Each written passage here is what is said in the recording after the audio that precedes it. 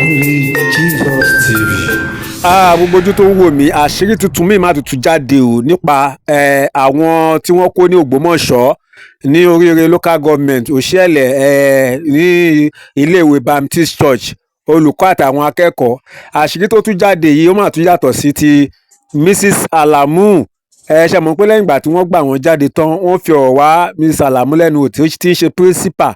Wọ́n sì jẹ́ kó dìímọ̀ fún wa pé wọn ò fọwọ́ kan àwọn táwọn jóbìnrin ṣùgbọ́n àwọn ọmọ kéékèèké yẹn wọ́n nà wọ́n gan tó pé wọ́n ń pariwo wọ́n dẹ̀ yìí tariwo then àwọn ọkùnrin nínú wọn pé wọ́n fojú wọn kan màbo wọ́n fojú wọn kan ṣégè nípa èdè tí wọ́n fi pa Mr. Michael mathematics teacher yẹn ni pé wọ́n fẹ́ jẹ́ kí ẹ̀rù ba ìjọba kí ìjọba tètè dá wọn lóhùn kan tí wọ́n fẹ́. Wọ́n ní ìdán fi pa tíṣà kejì ní first Sunday yẹn ní pé tó pé àwọn ológun súnmọ́ wọn wọn dẹ̀ fẹ́ jẹ́ kí àwọn ológun súnmọ́ wọn ni wọ́n fi dẹ́rù bà àwọn ológun.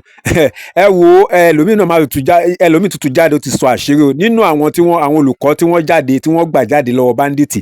Ẹ máa rí nínú fọ́nrán yìí náà sí wọ́n ti sọ àṣírí o àṣírí táwọn tún sọ ìdí tí wọ́n fi pa Mr. Michael tí wọ́n fi pa olùkọ́ kejì ó tún yàtọ̀ sí tiwọn o. Ẹ wo àwọn afẹ́milé tó jò tọ́ ń bẹ̀ o ọ̀rọ̀ oríire àwọn tí wọ́n kó ẹni Ògbómọ̀ṣọ́ yìí ó mà fẹ́ dàyàn lórí irú kọ́lọ́ máa kórè wá dàrú ni o. Ẹ wá gbọ́ àṣírí ká wá wò ó ta ló parọ́ ta ló ń sòótọ́ kí ni ohun tó ń ṣẹlẹ̀ gan bó bá ṣe yẹ yìí náà sí ẹ jẹ́ ká sọ ní comment section yóò dára fún wa ó yá lókè lọ́hùn. ṣé ń gbọ́ ohun tó ń sọ ṣe fún ẹ gíláàsì ṣé ń gbóhùn rẹ̀ bó ṣe ń jáde yẹn tí ẹ bá ń gbọ́ voice ẹ jẹ́ kí n mọ̀ pé ń gbọ́ voice ẹ so that ènìyàn kan ní máa ka nǹkan lọ náà ó yá máa kà lọ. Terrorists said Mr. Michael Oyedokun disobeyed them. They said he died because he disobeyed them. Order that day, when we reached the forest, they told us to drop all our phone. Wait, ṣé ń gbọ́ ìdí tí wọ́n fi pa Mr. Oyedokun àtàwọn tó kù tán pa ó ní tẹ́ bá gbọ́ nǹkan tí ọmọ yẹn sọ ń bẹ̀ yẹn now ó ní that day when we reach the forest they told us to ṣe kíni to drop our phone. They told us to drop our phone because phone wà lọ́wọ́ wọn ní sùkúù tán wà kan tó jí wọn gbé but nígbà tí wọ́n kó wọn dénú gbó wọ́n náà sọ pé káwọn kó fóònù àwọn sílẹ̀. Now continue. We did so, but we didn't know that Mr. Michael Oyedokun didn't drop his phone. Wait, àwọn ṣe ń tà wọn but àwọn ò mọ̀ wípé Mr. Oyedokun tí wọ́n pa yẹn pé kò fi fóònù tiẹ̀ sílẹ̀. Àwọn ò mọ̀ pé Mr. Oyedokun ò fi fóònù títí ẹ̀ sílẹ̀. Continue. But we didn't know that Mr. Oyedokun didn't drop his own. Now, Oya. Terrorists who was sitting with him on the motorcycle discovered a phone in his pocket and he began to question him. Shengbo, one need the terrorists, the bandits that sat down with that Mr. Oyedokun discover the phone in his pocket. But phone ń bẹ ní ara rẹ̀ in his body. Ìyẹn ló discover phone tó ń bẹ ní ara rẹ̀. Ó wá bẹ̀rẹ̀ sí ní question láti máa lọ ní fún. Ṣé báwọn ti ní kẹ́ drop phone yín kí ni ìwọ fi phone ṣe? Why did you hold the phone when we told you guys to drop your phone? Olagidi, Oya, continue. The teacher said he did. He did hear when they said that. Immediately, the terrorists slapped him. And when... Ṣé gbọ́ tó wí, ó ní àwọn tó kù teacher yẹn sọ pé má nìyẹn ò gbọ́ nígbà tí wọ́n sọ̀rọ̀. Bẹ́ẹ̀ tí ń dùn wọn gbọ́ kò gbọ́ nígbà tí wọ́n ní kí gbogbo àwọn tẹ kó drop phone double tap your screen and what repost the show for those people that are saying rubbish in outside there under my comment section to insulted Tenny Omologo. I'm going to be a debe because what the man said a lot of things ni fogun roba ẹni. Now continue. Immediately the terrorists... wọ́n ló gbé ìgbà tí fún terrorist yẹn fọ́ ní etí loud. And when their commander heard, he took it up and he was furious. They have two commanders, a general commander and a camp commander. The general commander said, "If I don't kill anyone, I must kill this man for disobeying my order." Wait, can you hear what the boy said? Hallelujah, ọmọ ìjọ mi. Ní kúkú òjijì.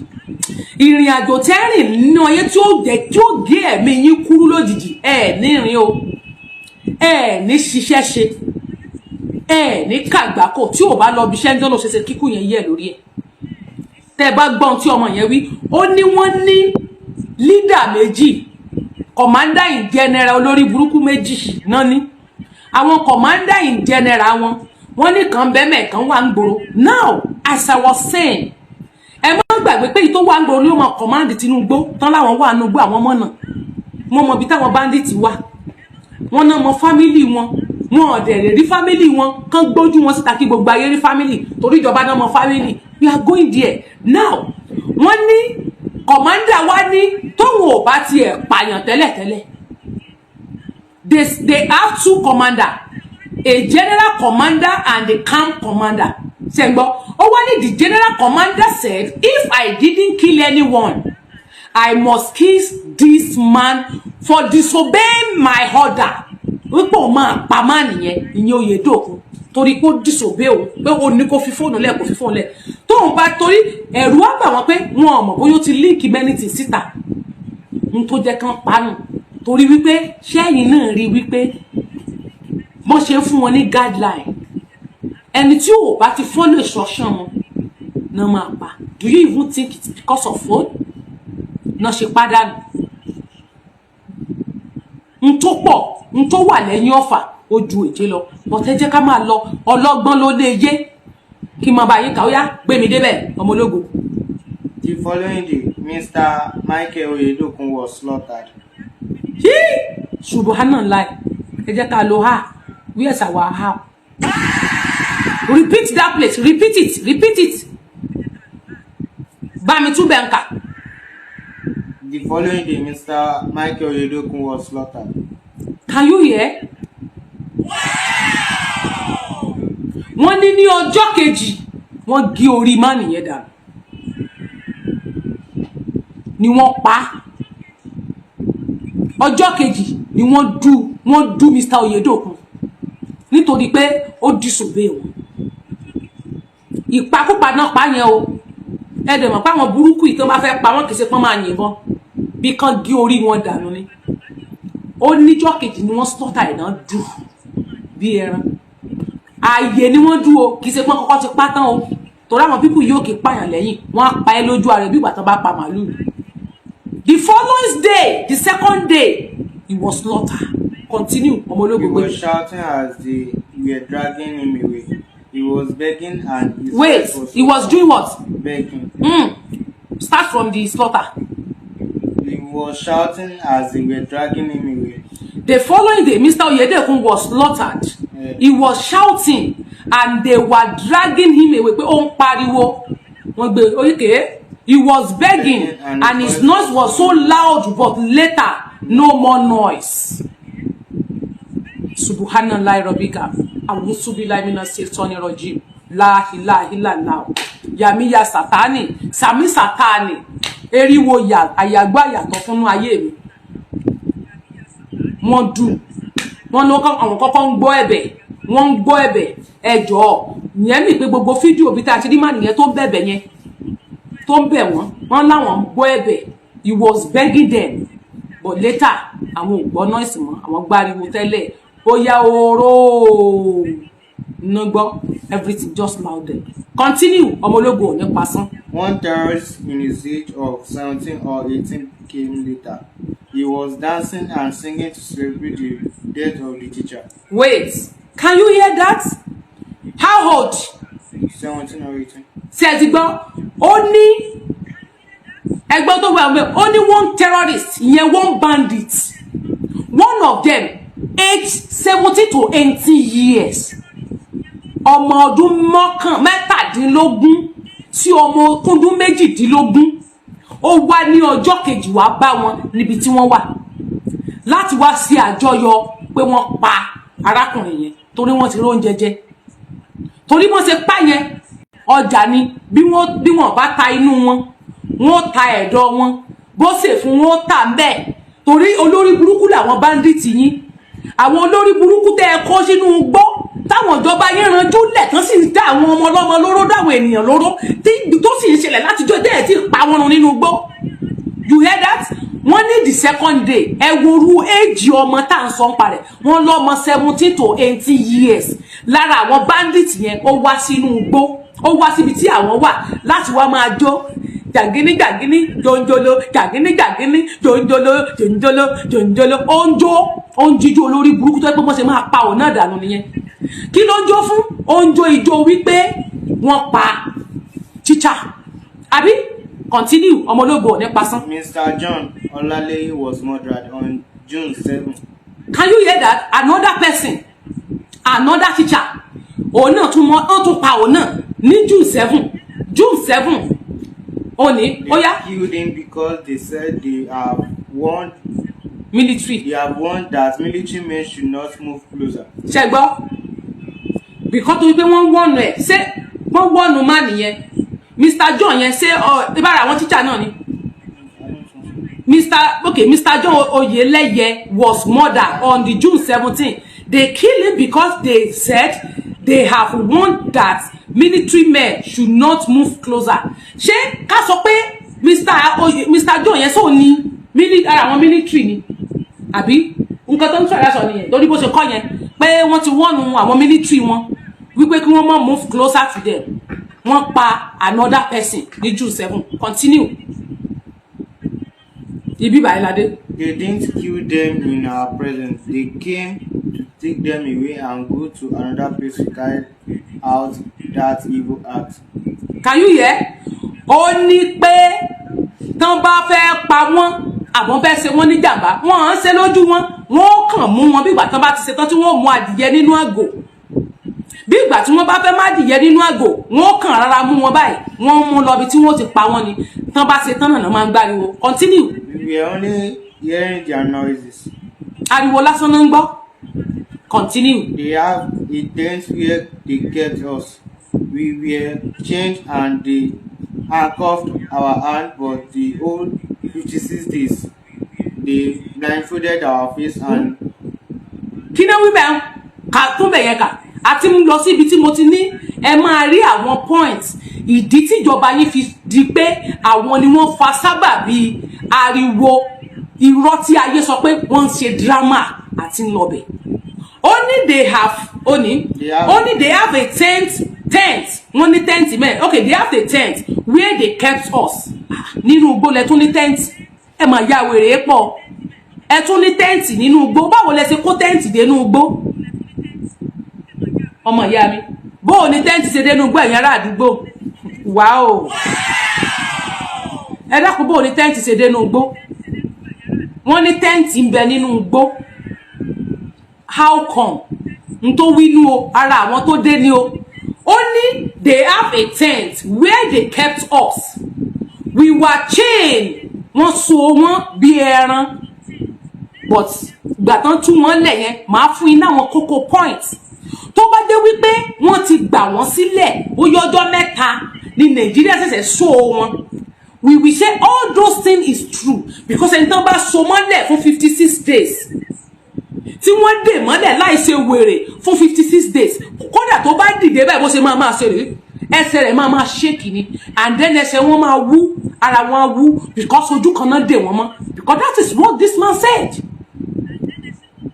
you don't have to lie n tó bá ṣẹlẹ̀ torí that woman ní Sàlámù ó ní wọn fìyà já wọn ṣe wọn níbi now the man said they have a tent where they kept us we were chained and they handcuffed our hand for the whole 56 days why ṣé ti rí pé lamba nbẹ̀nbẹ̀ that man ó ti bá jọba parọ́ woman yẹn ní wọ́n fìyà jẹ àwọn níbi Sàlámù sọ pé lẹ́yìn ìgbà tí wọ́n pa àwọn ti bí tán ó ní lẹ́yìn ìgbà yẹn ni wọ́n ṣe dáadáa sáwọn tán pa àwọn teacher tó wà láàrin àwọn we are going to play it.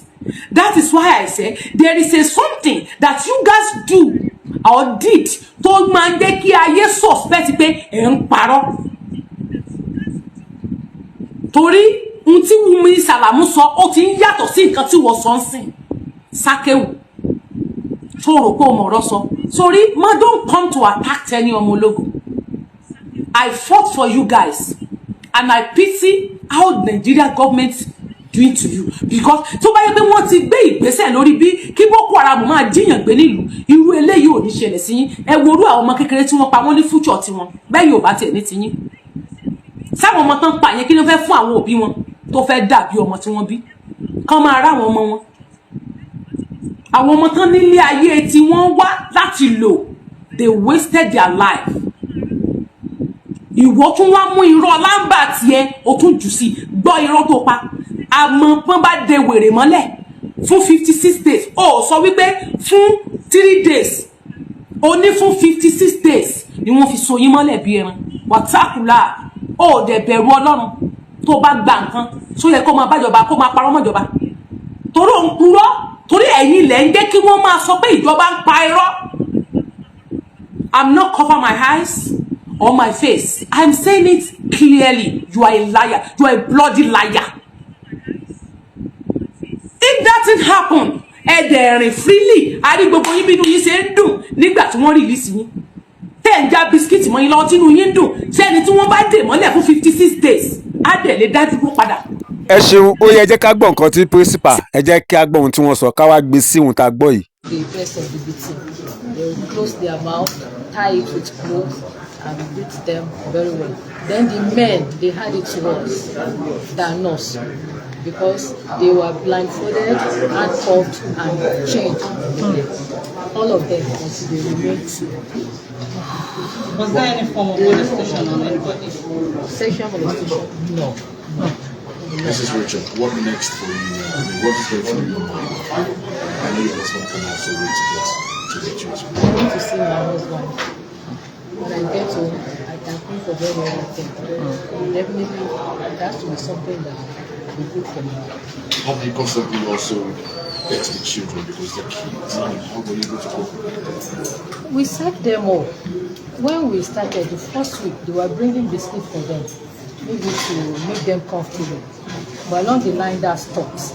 Then we had to move from one point to another. That was a major problem we had. When the place is discovered, we have to move. And that starts around 7, 8 in the night. Sometimes we walk 3, 4 hours. That is most of the bruises you see on our bodies. Yes. They carry the last 3: Salam, Waliyat, and testimony. The girls, the secondary school girls, will carry the other ones, they have to walk. They fall sometimes, a lot. How long did it take you on that day to navigate through that forest? When we were taken, my car was used to convey us to a point. That was where we met the primary pupils and their teacher. So we had to walk for about 1 hour. They brought bicycle machine and about 10 of them. So we were parked there. And we rode for more than 4 hours on charted paths, but they knew their way. Madam, when you were released immediately, one of the first things you said was, where is my car, where is my husband? Was there anything that was going on in your mind at that particular time that you wanted an answer to immediately? You don't share with us. What actually happened? I thought they left the car there. The police would have towed the car to their office, but somebody showed me the car where it was burnt, and that was not the part we took. So I think they drove it to that point before it was touched. That was not the way we took it. Will this impact on you negatively in any way as a teacher going forward? Going to rural area, take the grace of God. No? With time, I've worked for 28 years. So I have 4 years. With time, maybe I can get over it. But going that far, the distance between that place and Medina Shore is far already. So I sacrifice a lot when it comes to transportation. Now, coupled with this, I don't know what to happen. Thank you, ma. Ó ti tó ti rẹ̀ wọ́n.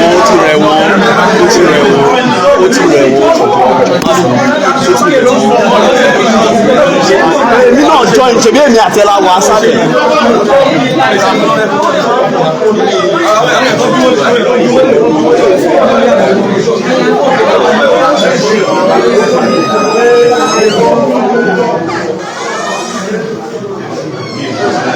Bàbá, ó ti tán. Àná àṣìlẹ̀ nípa àṣìṣàn àbẹ̀rẹ̀ question màá mú kí. Ẹ máa gbọ́ bẹ́ẹ̀ fún ibi èsì yìí ṣé kò wà ń bẹ̀ black ẹ̀ bá ń lọ́wọ́ bàbá èyí tó tilẹ̀ bẹ́ẹ̀ lọ ṣe ń bẹ̀ wọ́n lẹ̀. Ọ̀rọ̀ rí o Nigeria my country báwo la ṣe rí sí o kí lẹ́yìn rí sí èwo gan ni genuine report báyìí o yóò dára fún wa ẹ bá mi share ẹ like ẹ comment bákan náà ẹ̀yin tẹ́ ẹ ti subscribe bá wa subscribe bá a ṣe ń ṣe bẹ́ẹ̀ ọwọ́ tàbí subscribe yẹn a ní fi gbọ́ mọ́ sí i a máa fi gbé nǹkan rí ṣe o ẹ lórúkọ Jésù gbogbo ohun tá a bá dáwọ́ yẹn ló máa yọrí sí rere ni láìpẹ́ a tún padà wá ní àlàáfíà.